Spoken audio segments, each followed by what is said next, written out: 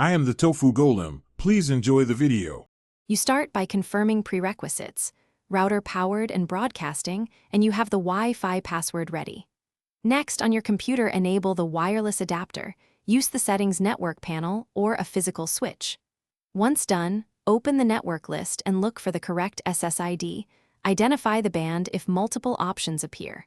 Make sure airplane mode is off and drivers are current.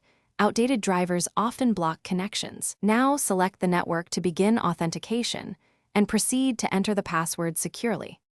You now actively connect. Choose the SSID and enter the password exactly because capitalization and symbols matter. Once connected, pick a network profile, private for trusted home network so file sharing works, public for unknown places. If authentication succeeds but internet fails, run the built-in troubleshooter or network diagnostics to check DHCP and gateway responses.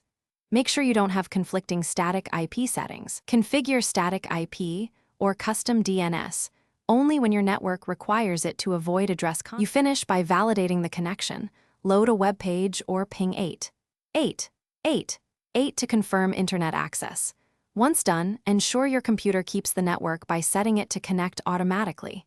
If problems remain, forget the network and re-add it, then restart both router and PC to clear transient issues.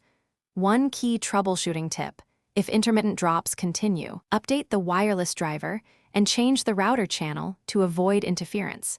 This often resolves performance and stability problems quickly. Thanks for watching. Consider subscribing if we helped you today.